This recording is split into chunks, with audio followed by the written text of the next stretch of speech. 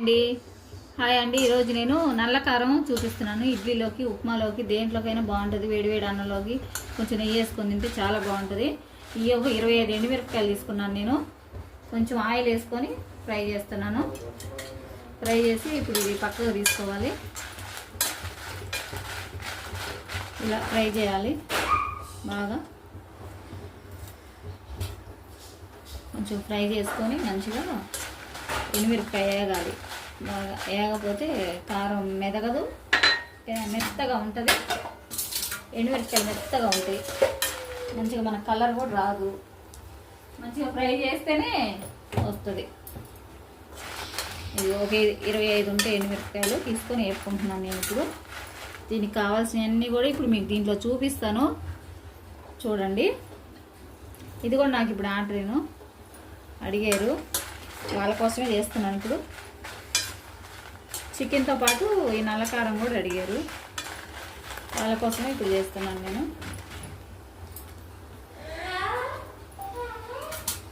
అయిపోయినాయి ఎండుమిరపకాయలు, అయిపోయింది, వేయించుకున్నాను. ఇప్పుడు ఇది పక్కకు తీసుకోవాలి. పచ్చెనపప్పు ఇది ఒక గుప్పుడు ఉంటుంది, ఇది గుప్పుడు ఉంది కరెక్ట్గా. ఒక గుప్పుడు పచ్చెనపప్పు కొంచెం వేగాలి. ఇది కూడా కొంచెం వేగుతూ ఉంటే మనకు కొద్దిగా స్మెల్ వస్తుంది, తెలిసిపోతుంది. మాడొద్దండి, దోరగా వేపాలి. మంచిగా సిమ్ములో పెట్టుకొని దోరగా వేయించుకోవాలి. మాడితే బాగోదు కారం. మాడకుండా సిమ్ములో పెట్టుకొని మంచిగా దోరగా వేయించుకోవాలి. ఇది ఒక గుప్పెడు కందిపప్పు, ఒక గుప్పెడు కందిపప్పు,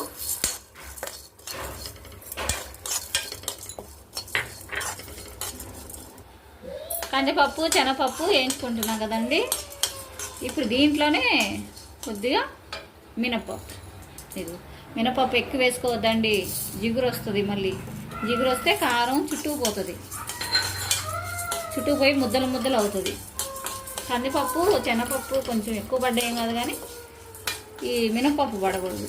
ఎందుకంటే మినపప్పు జిగురు ఎక్కువ ఉంటుంది కదా, అందువల్ల మినపప్పు కావాల్సినంత క్వాంటిటీగా వేసుకోవాలి. ఒక గుప్పిడు, ఎక్కువ పడద్దు. ఇంకా ఈ ఫ్రై అయ్యాక, ఫ్రై అవుతుంటే స్మెల్ వస్తుంది చూడండి. దోరగా వేయించేటప్పుడు భలే వస్తుందండి స్మెల్.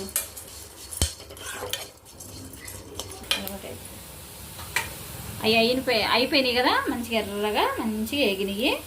ఇప్పుడు జీలకర్ర, ఇది ఒక గుప్పిడి జీలకర్ర. ఆ స్మెల్ వస్తుంది, బాగా వస్తుంది వేగినాక. ఎందుకు అవి వేగాక బాగా స్మెల్ వస్తుందండి, మంచి వాసన వస్తుంది. ఇదిగో ధనియాలు, కొంచెం ధనియాలు, అదే ఒక గుప్పిడి ధనియాలు.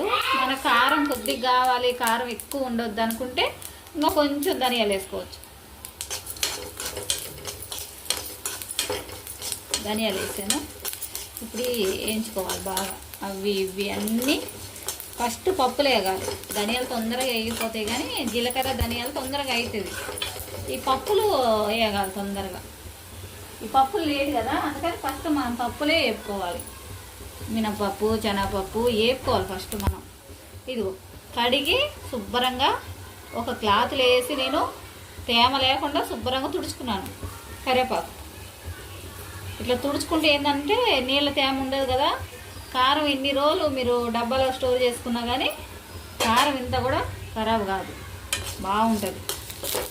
ఇప్పుడు ఇది కూడా ఫ్రై చేసుకున్నాం.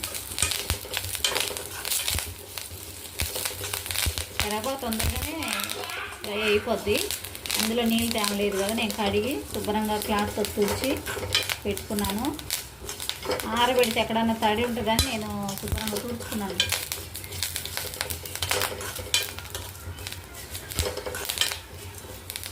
ఆ వేడికే కరివేపాకు చిటపటా అంటుంది, అంటే అయిపోతుంది అనమాట. ఆ వేడికి చిటపటా అంటుంది కరివేపాకు.